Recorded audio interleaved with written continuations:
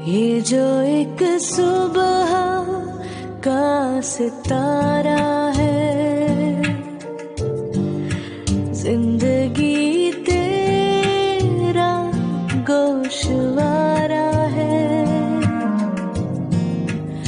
ऐ मुकद्दर कोई हिसाब तो रख, सुबह का सितारा। कौन जीता है कौन हारा है, ये जो एक सुबह का सितारा है। तुमने रुमैसा को उसकी खाला के घर क्यों भेजा? आपको किसने बताया ये? ज़ीशान ने बताया मुझे। सारा जेवर पैसा रुपया उठा के सास को दे दिया।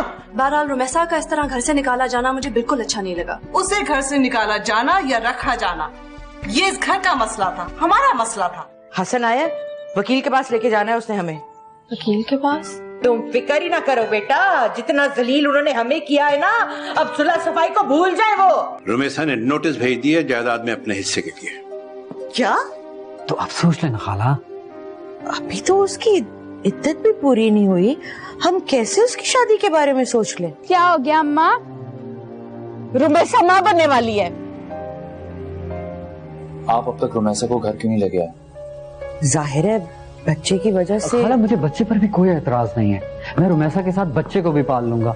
वलीद भाई ठीक कह रहे हैं पापा, आप इस तरह हमें इग्नोर करके सारा बिजनेस ईशान के हवाले नहीं कर सकते। पूरी फैमिली से बेइज्जती करवाने का मुझे कोई शौक नहीं, और आपने सबका रवैया तो देख ही लिया।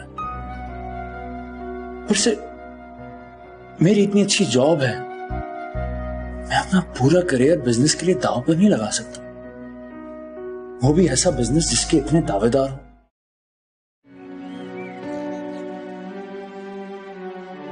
रुमैसा को उस घर में वापस भेजने का तो सवाल ही नहीं पैदा होता भाई साहब। और जितनी बेइज्जती आपकी बीवी ने हमारी की है ना, हम पर तो उस घर का पानी भी हराम है। तो बताओ, कोई बहू को 4 कपड़ों में, वो भी इद्दत के दौरान, घर से निकालते हैं? आपकी शिकायत बिल्कुल बजा है, और मैं इस बात पे बहुत शर्मिंदा हूं, आपसे माजरत करनी चाहता हूं। अरे इतने ही शर्मिंदा होते ना आप, तो अगले दिन ही रुमैसा को घर ले जाते, वकील के नोटिस मिलने का इंतजार ना करते। आप क्या समझते हैं, मुझे पता नहीं है कि यकदम आपके दिल में उसके लिए हमदर्दी और मोहब्बत कहां से आ गई? मैं रुमैसा से बात कर सकता हूं? क्यों? रुमैसा को कोई दिलचस्पी नहीं है आपसे मिलने में, और वैसे भी आप लोगों का उसके साथ रिश्ता क्या बचा है?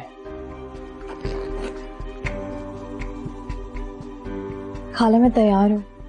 भेज दिया तुम्हारे ससुर को वापस? भेज दिया? हमारी भी कोई इज्जत है, हम कोई गिरे पड़े मामूली लोग नहीं है कि जब चाहे निकाल दे और जब चाहे लेने आ जाए तुम्हें, और हम चल पड़े साथ। लेकिन खाला। लेकिन क्या?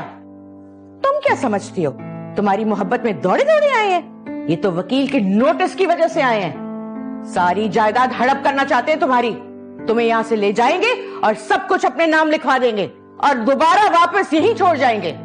क्या मैं जानती नहीं उनके इरादों को?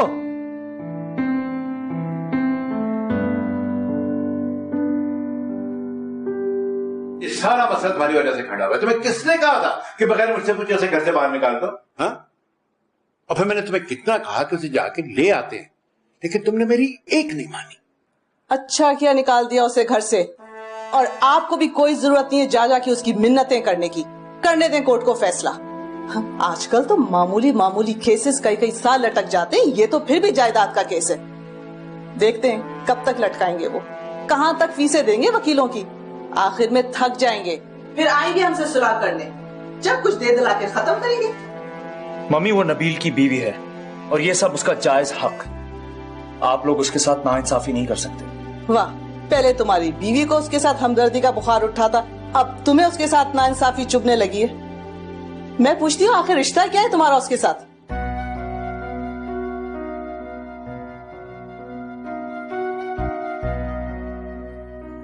मेरा उसके साथ कोई रिश्ता नहीं है, मगर नबील मेरा क्या लगता था मुझे आपको समझाने की जरूरत नहीं है। सारे रिश्ते जिंदगी के साथ होते हैं। नबील अब यहाँ नहीं रहा तो इंसानियत और अखलाकियात के भी बहुत सारे तकाजे होते हैं मम्मी। कम से कम आपकी जबान से ऐसी बात सुनने की तवक्को नहीं कर रहा था। नबील सारी दुनिया के सामने उसे शादी करके इस घर में लाया था और हम उसे नबील की जायदाद में से हिस्सा दे रहे हैं, कोई अपने हिस्सों में से तो नहीं दे रहे उसे। कल को मैं मर जाऊंगा तो आप मेरे बीवी बच्चों के साथ भी ऐसे ही करेंगे? नबील का कोई बच्चा नहीं था, उसकी शादी को 1 साल भी नहीं हुआ था। क्या फर्क पड़ता है? क्या फर्क पड़ता है कि शादी को 1 साल हुआ था या नहीं हुआ था, या उसका बच्चा है या नहीं है? असल मसला यह है कि नबील अपनी जायदाद में से बहुत कुछ रुमैसा को अपनी खुशी और अपनी मर्जी के साथ दे चुका है। उस लड़की ने, उसके घर वालों ने एक्सप्लॉइट किया था नबील को। एक्सप्लॉइट किया था या नहीं किया था, ये बहस अब बेकार है। आप उसे उसका हिस्सा दे दें। रुमैसा को उसकी जायदाद अगर दे भी दी जाए ना तो उसकी फैमिली से हड़प कर जाएगी। वो इसी किस्म के लोग हैं। इससे बेहतर है कि वो इस घर में आ जाए, यहाँ रहे और अपनी जायदाद को खुद मैनेज करे। पापा वो बहुत यंग है, सारी उम्र इस घर में बेवा के तौर पर तो नहीं रह सकती। देखो कुछ वक्त गुजरेगा, वो यहाँ रहेगी तो फिर मैं उसकी शादी के बारे में भी कुछ सोचूंगा। हो तो अब आप अपनी बहू के लिए रिश्ता ढूंढते फिरेंगे?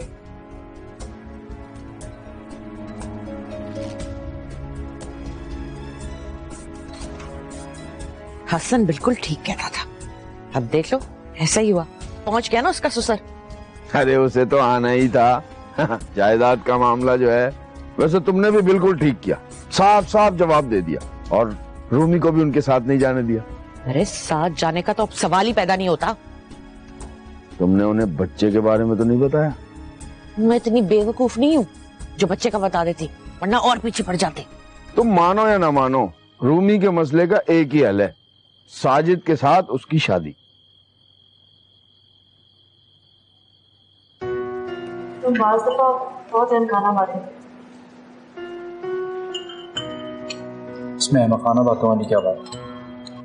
अपने बहन भाई के एतराजात की वजह से तुम अंकल को बिजनेस में हेल्प नहीं करोगे। मैं घर की टेंशन को मजीद बढ़ाना नहीं चाहता।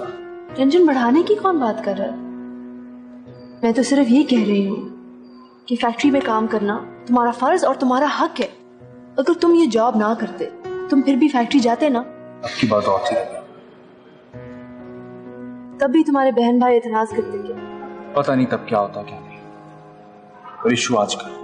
और ये आज का इशू इस तरह रिजॉल्व नहीं होगा अगर तुम फैक्ट्री से किनारा कश होकर बैठ जाओ। इस फैक्ट्री में तुम्हारा भी शेयर है। मैं बार बार ये बिजनेस और फैक्ट्री की बातें कर करके तंग आ गया। रबे, कम से कम तुम तो कोई और बात करो। मैं जो कुछ भी कह रही हूँ तुम्हारी बेहतरी के लिए कह रही हूँ। अब ये तो नहीं हो सकता ना कि मैं तुम्हारे बहन भाइयों को तुम्हें उस तरह साइड लाइन करने दूं जैसे उन्होंने रुमैसा को किया। मैं जो कुछ इस घर में इस फैक्ट्री और बिजनेस की वजह से होता देख रहा हूँ, इसके बाद मुझे वैसे ही इस बिजनेस से नफरत होनी चाहिए। ये बेतुकी बात है। सिर्फ तुम्हारे लिए बेतुकी हुई। अगर नबील आज जिंदा होता, ये सब कुछ देखता तो। अगर नबील आज जिंदा होता तो ये सब कुछ ना हो रहा होता।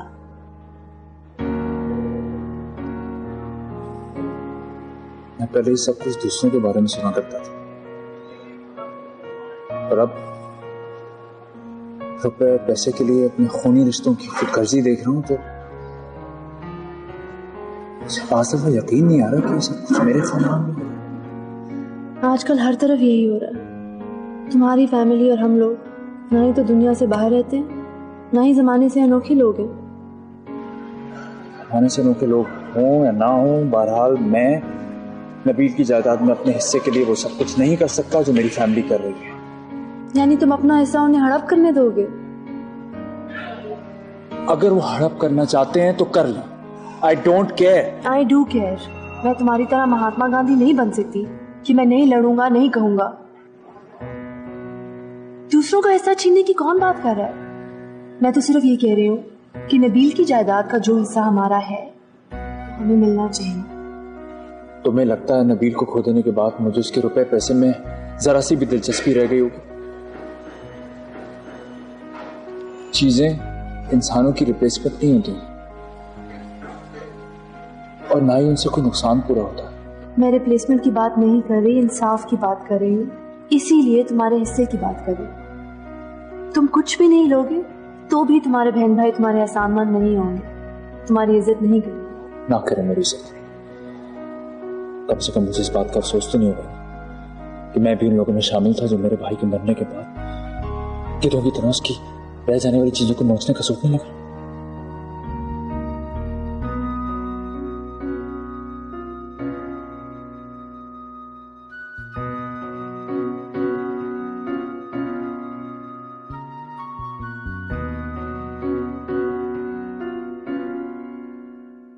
अरे ये बैठे बिठाए अचानक तुझे पाकिस्तान आने का क्या शौक पैदा हो गया? अम्मा, मैंने और अब्बा ने सोचा है कि पाकिस्तान में मिलकर कोई बिजनेस कर लें।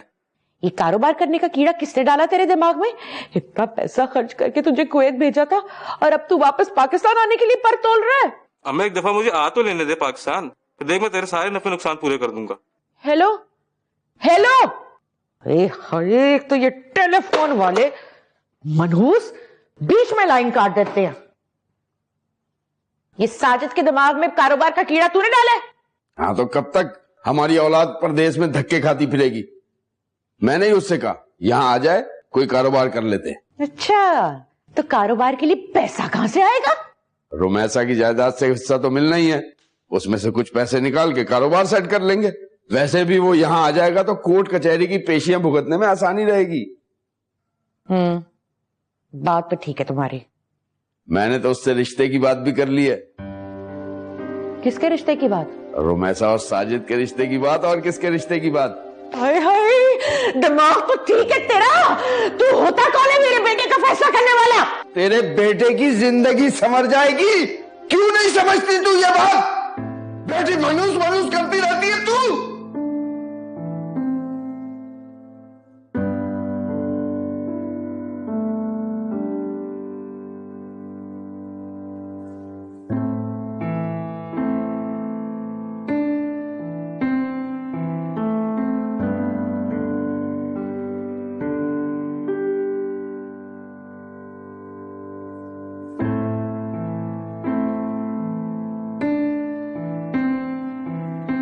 तुम ना इंतहाई बेवकूफ और रुमैसा, मजाल है तुम्हें जरा भी अकल आ जाए तो मैं क्या करती नौशीन?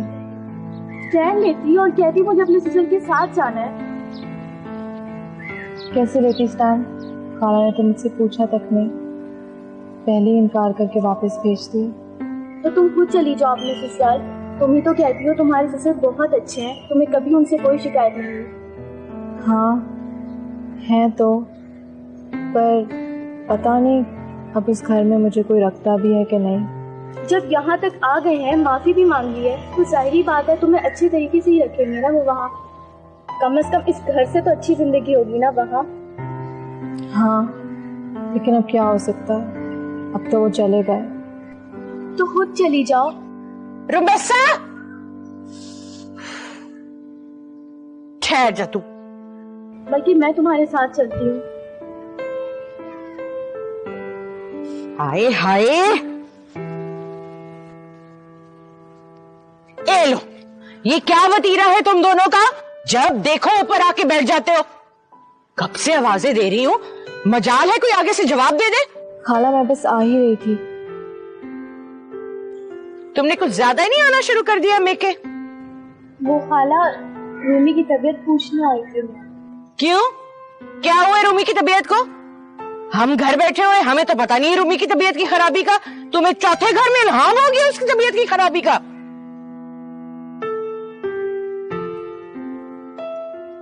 मामू आए हैं तुम्हारे नीचे, आके मिल लो। पता नहीं कहां से उनको सुनगुन मिल गई है जायदाद के मुकदमे की। जरूर तुम्हारे खालू की कारस्तानी है। मजाल है कि पेट में कोई बात रह जाए। अब आ जाओ नीचे जल्दी से।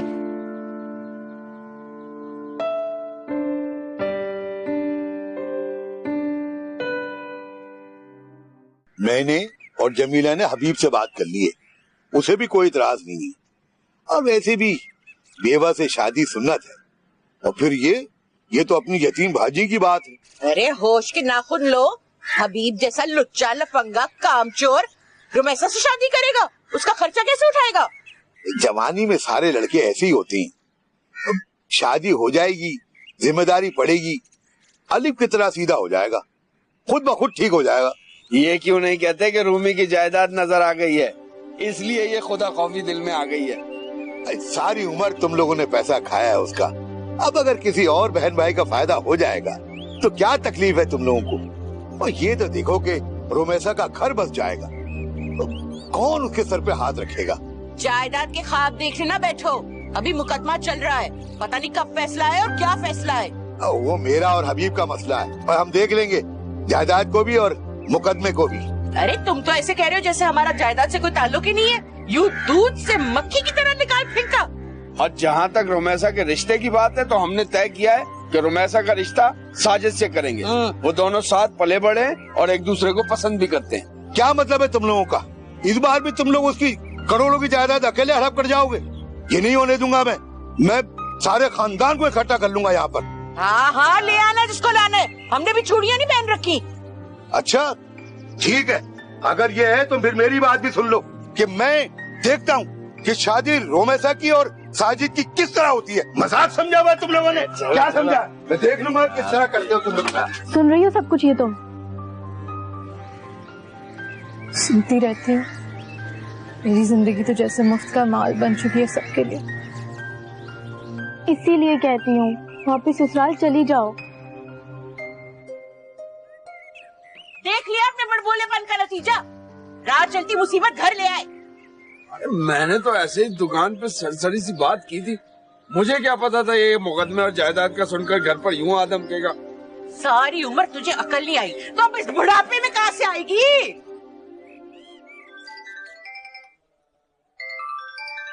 Advocate Nasir Jamil. Hello hello, क्या मैं हासिम साहब से बात कर सकता हूँ? जी वो तो इस वक्त घर पर नहीं है, लेकिन आप किस सिलसिले में बात करना चाहते हैं उनसे? केस के सिलसिले में। केस के सिलसिले में? वो गाड़ी में बैठ के मुझे अपना मोबाइल याद आया। आजकल मैं अपना मोबाइल क्यों भूल जाता हूँ। अगर हसन साहब आ गए हो तो मेरे उनसे बात करवा दें। जी कौन है?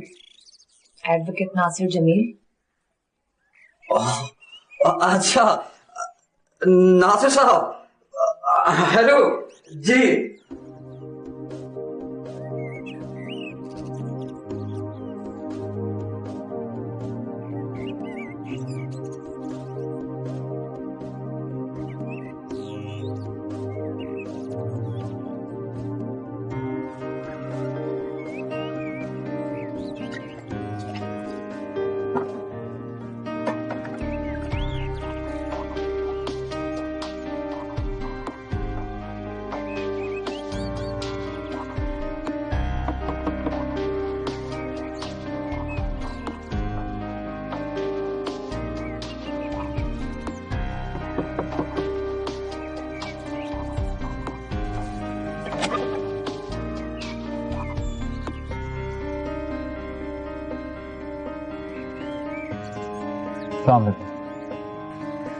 वालेकुम अस्सलाम। आए अंदर आए।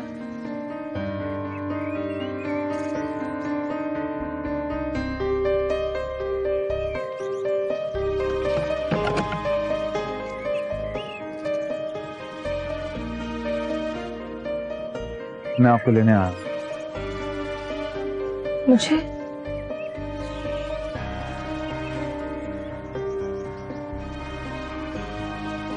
आप अपना सामान रेडी कर लो।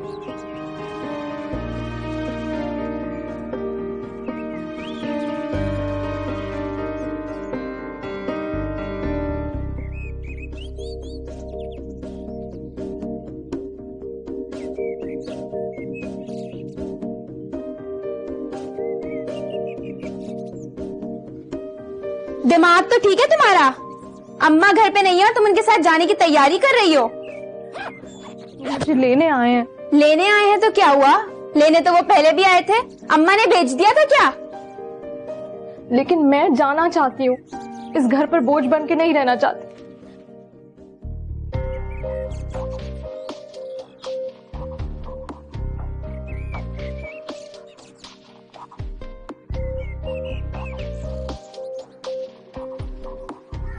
चले? ये आपके साथ नहीं जा सकती है। रुमैसा चलो अंदर। क्यों नहीं जा सकते? क्योंकि इस वक्त अम्मा और अब्बा दोनों घर पे नहीं है और ये आपके साथ जाएगी या नहीं इसका फैसला सिर्फ अम्मा करेंगी, ये नहीं। इन्हें आपकी राय या आपके वालिदैन की इजाजत की जरूरत नहीं है। ये बालिग हैं, अपना फैसला खुद कर सकती हैं। अच्छा, ऐसे ही कर सकती है? हम किस लिए बैठे हैं यहाँ? आप अपना बैग मुझे दें। मुझे दो। छोड़ो। अगर आप ये नहीं चाहती कि मैं यहाँ पुलिस को बुलवाऊं तो आप इनका बैग मुझे दे दें। आप किसी भी हालत में इन्हें इस घर पे रहने पर मजबूर नहीं कर सकती। देखना अम्मा क्या आशर करेंगी तुम्हारा, दोबारा ले आएंगी तुम्हें यहाँ से। और इन लोगों ने भी तुम्हें रखना नहीं है, 4 दिन बाद धक्के देके निकालेंगे।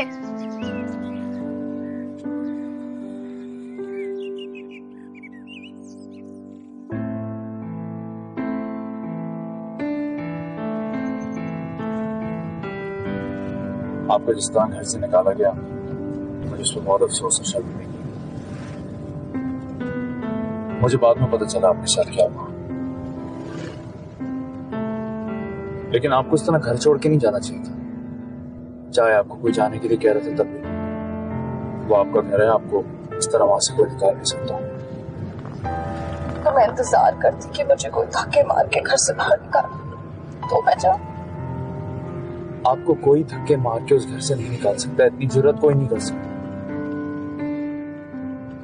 नबील नहीं है, आप फिर भी हमारे लिए काफिल इज्जत हैं।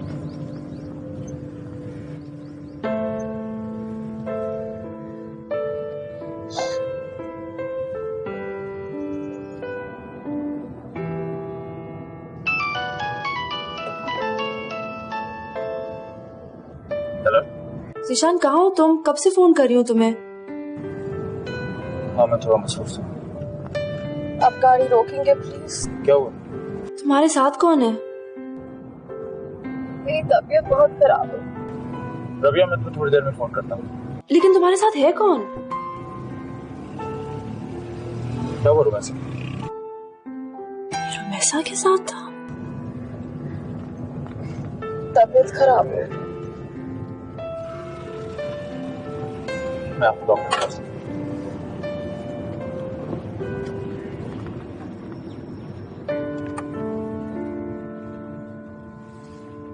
फिक्र की कोई बात नहीं है, ऐसी कंडीशन में अक्सर ऐसा हो जाता है। अपनी वाइफ के कुछ टेस्ट करवा लीजिएगा। नहीं मेरी वाइफ नहीं है, मेरी भाभी। इनके हस्बैंड कहाँ है? उनका इंतकाल हो चुका है। I am sorry.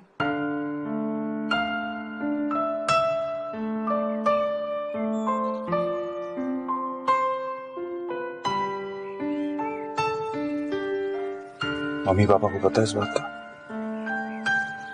नहीं, मैं खाला के घर पे थी, किसी को क्या बताती। आपको हमें बताना चाहिए था। बहुत बड़ी खबर है हमारे लिए जिसे आप हमसे छुपा रही थी।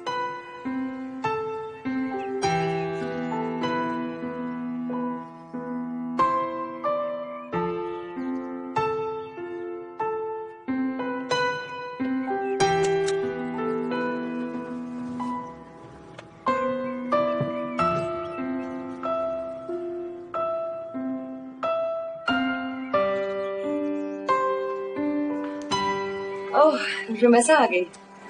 अस्सलाम वालेकुम। वालेकुम अस्सलाम। मैं क्या किया था? मेरे पास अभी टाइम नहीं है, बाद में बात होगी ज़ीशान। Excuse me.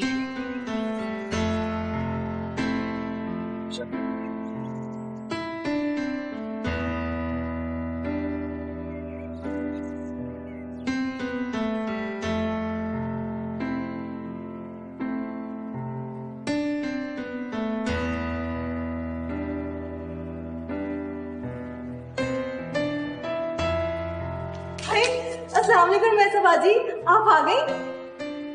बुशरा, ये बैग इनके कमरे में रखो। जी अच्छा।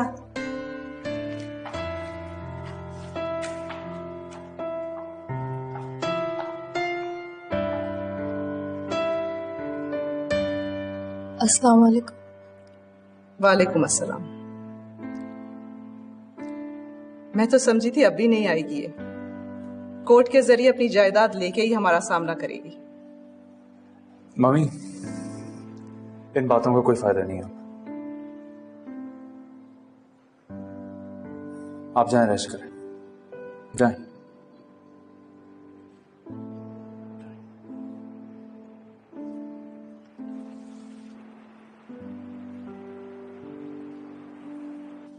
तुम अगर उसको लेने जा रहे थे तो कम से कम मुझे तो बताना चाहिए था तुम्हें। आप उसे इस तरह ट्रीट नहीं कर सकते। क्या मतलब है? किस तरह ट्रीट कर रही हूं मैं उसे? आप अच्छी तरह जानती हैं आप किस तरह ट्रीट कर रही हैं उसे। वो डिजर्व करती है इस ट्रीटमेंट को।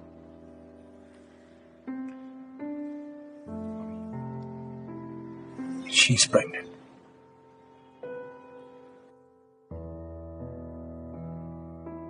आए हैं रुमैसा बाजी, आ जाए।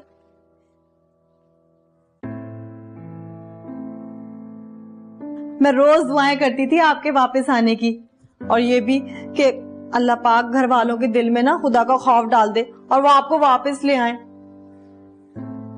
जब से आप गई हैं ना, इस कमरे में कोई भी नहीं आया और मुझे सफाई का वक्त भी नहीं मिला।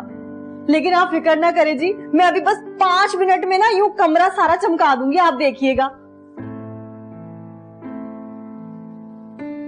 मैसा बाजी, ये बेचारी मछलियां ना, इनको भी किसी ने कुछ खाने के लिए नहीं दिया। अगर आप 2 दिन और ना आती ना तो ये बेचारी मर जाती। आए हाय, बस पता चल गया होगा बेगम साहिबा को कि मैं आपके पास मौजूद हूँ। फटाफट इंटरकॉम खड़का दी। आप फिक्र ना करें जी, मैं बस यूं गई और यूं आई, ठीक है?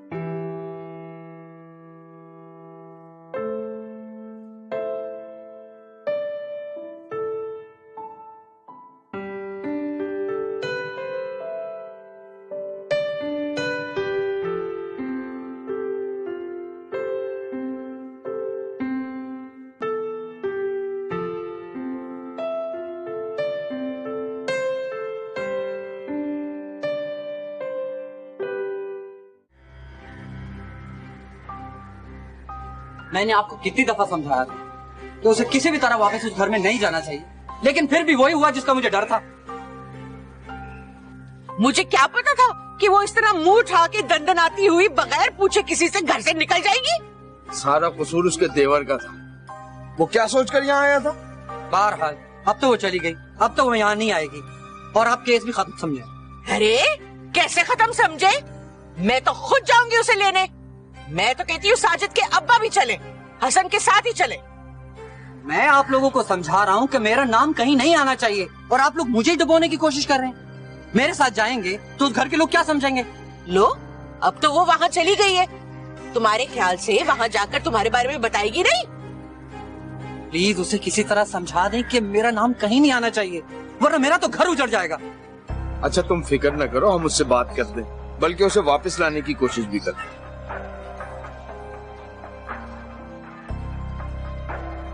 ना दुआ ना सलाम, कैसे मुंह फेर के गए? करोड़ों की जायदाद भी तो हाथ से निकल गई है ना, अब कैसा सलाम दुआ? कमबख्त, तुझसे इतना नहीं हुआ कि शोर मचा के मोहल्ला इकट्ठा कर लेती, रोक लेती उसे, ना जाने देती? हाँ, मैं शोर मचाती और वो पुलिस बुला लेता। मैं थाने में पड़ी होती, फिर मुझे कौन निकलवाता?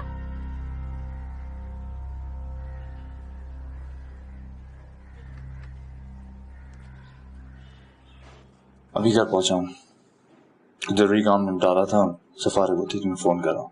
रुमैसा के साथ थे तुम? हाँ, इसलिए आया हूँ। तुम क्यों लेकर आए हो उसे? ये तुम्हारी जिम्मेदारी तो नहीं थी। पता नहीं मेरी जिम्मेदारी थी या नहीं, लेकिन मैं उसे ले आया। बल्कि उसे डॉक्टर के पास भी लेके गया था। किस लिए? रास्ते में उसकी तबीयत खराब हो गई थी। तो वो एक्सपेक्ट कर रही है। जीशान, उसे डॉक्टर के पास ले जाना तुम्हारी जिम्मेदारी नहीं है। तुम्हें क्या हुआ? तुम इस तरह की बातें क्यों कर रही हो?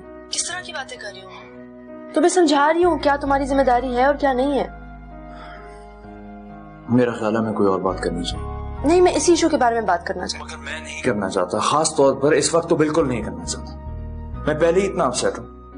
अगर हमारे पास कोई और टॉपिक नहीं है बात करने के लिए तो बेहतर है हम तभी बात करें जब कोई और बात हो हमारे पास डिस्कस करने के लिए। अच्छा ठीक है।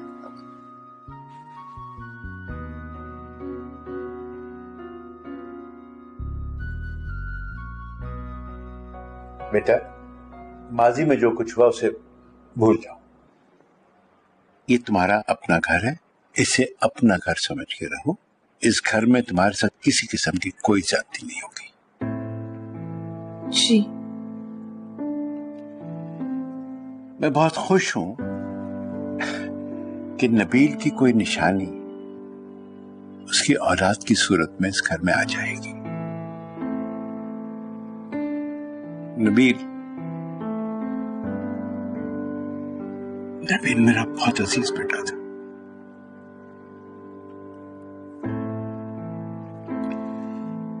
लेकिन अब उसकी औलाद की शक्ल में इस घर में कुछ रौनकें लौट आएंगी।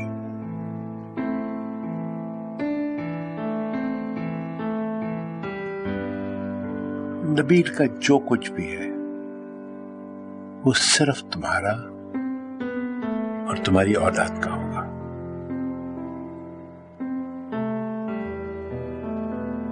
लेकिन मैं चाहता हूं कि ये कोर्ट कचहरी ना हो तो बेहतर है। तुम केस वापस ले लो।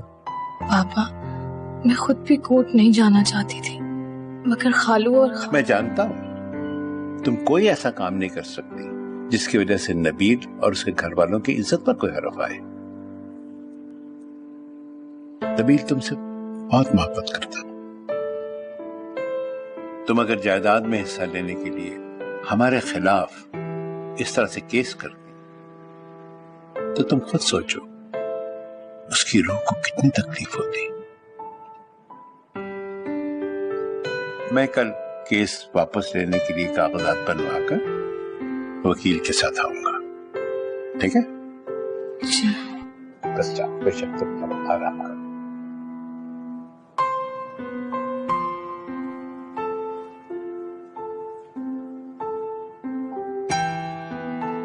यार अब बस करो, गुस्सा छोड़ दो। मेरी ये समझ में नहीं आ रहा कि तुम मुझसे इतना रूड कैसे हो सकते हो। रूड नहीं हो रहा था मैं तुम्हारे साथ, बस अपसेट था मैं उस वक्त। तुम्हें भी रियलाइज करना चाहिए मैं किस मेंटल स्टेट में हूँगा। अंकल और आंटी वो काम क्यों नहीं कर रहे जो उनके करने के हैं?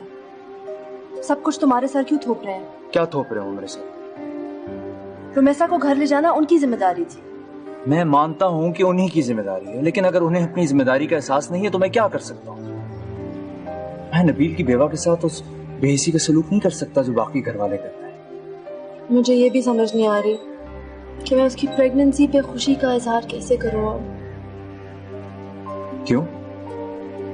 तुम नबील के बच्चे के बारे में सोच के एक्साइटेड हो रहे हो, लेकिन तुम्हें ये अंदाजा नहीं है कि ये बच्चा रुमैसा के लिए कितने मसाइल पैदा करेगा। क्या मसाइल पैदा कर देगा? तुम खुद सोचो, शी सो यंग। अगर अभी से बच्चा हो गया तो उसके लिए एक और मुसीबत खड़ी हो जाएगी। दूसरी शादी करना चाहे तो भी कितने मसले होंगे। अगर वो दूसरी शादी करना चाहती है तो कर ले, वो बच्चा हमें दे दे। तुम्हें लगता है किसी माँ के लिए ये काम इतना आसान है कि अपनी औलाद को छोड़ के दोबारा अपना घर बसा ले? मैं इतनी आगे का नहीं सोचता। फिलहाल उसे तवज्जो और देखभाल की जरूरत है। हालांकि मैंने तुम्हें कहा भी था मेरा किसी लॉयर से क्या लेना देना, बस एक दोस्त की मदद कर रहा हूँ। तो तुम्हारी हरकतें हैं ना, मैं क्या किसी को भी टेंशन हो सकती थी। यार बंद कर दो अब मेरी हरकतों का जिक्र। कोई एक गलती होगी, तुम लोगों ने मिलकर ढोल ही बजाना शुरू कर दिया। कोई एक गलती? सुना है तुम्हारी भाभी भी आ गई? तुम्हें किसने बताया? इस खानदान का हिस्सा ना सर, पर रहते तो इसी घर में। हाँ आ गई, जीशान ले आया। ये कि शाम को बैठे बिठाए इतनी दिलचस्पी क्यों पैदा हो गई है? क्या मतलब है तुम्हारा? पापा के कहने पर तो नहीं आई, विशान के कहने पे फौरन आ गई। तुम्हें कैसे पता चला कि पापा उसे लेने गए थे? ये बात तो मैंने भी तुम्हें नहीं बताई थी। मैंने कहा ना, मैं भी इसी घर में रहता हूँ, अपनी आंखें और कान खोले रख। लेकिन छोड़ो, तुम लोग का जाती मसले, मुझे क्या।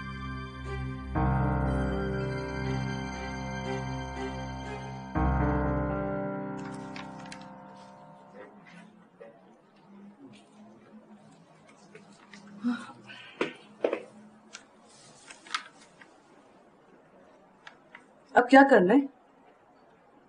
क्या करना है? किस बारे में? रुमैसा के बारे में। और किस चीज के बारे में? वापस तो ले आए आप उसे यहाँ। तो कहाँ जाएगी? रहेगी यहाँ? क्या मतलब? सारी उम्र यही इसी घर में बैठी रहेगी?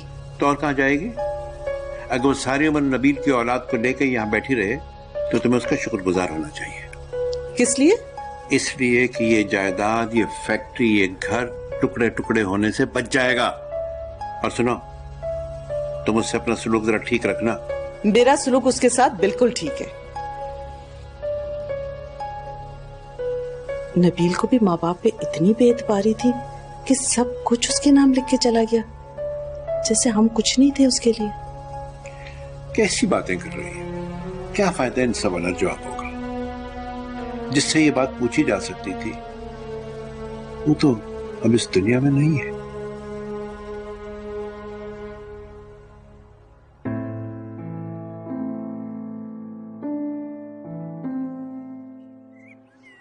अरे रुमैसा, तुम यहाँ बैठी हुई हो? मैं तुम्हें अंदर तुम्हारे कमरे में ढूंढने गई थी। बहुत अच्छा किया तुम यहाँ आ गई।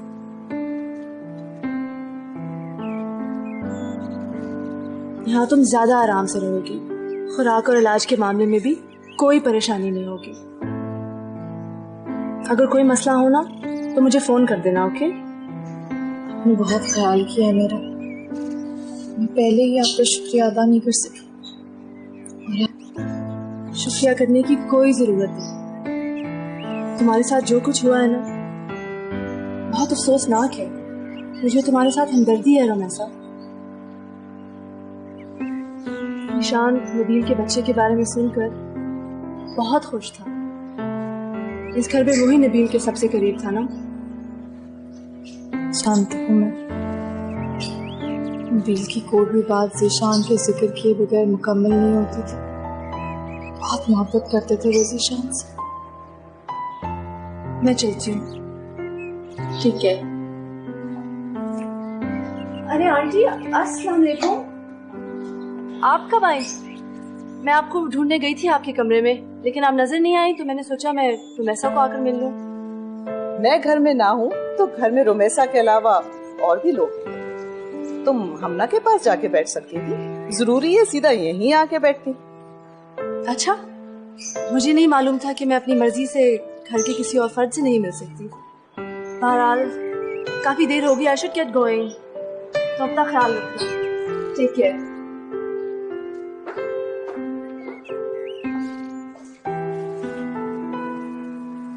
ये रबिया लाई है? जी। तुम्हें पूरे घर में दवाइयाँ लाने के लिए कोई नजर नहीं आया, सिर्फ रबिया याद आई? नहीं मम्मी, मैंने नहीं कहा था। डॉक्टर ने ज़ीशान को पर्ची दी थी, उस पर्ची से वहां। तुम्हें रबिया के साथ ज्यादा दोस्ती करने की जरूरत नहीं है और ना ही अपने किस्से सुनाने की। बेहतर है कि तुम दूर ही रहो उससे। मुझे इस तरह की तेज तरार लड़कियां बिल्कुल पसंद नहीं है। मेरी भांजी है तो क्या हुआ? सुना तुमने?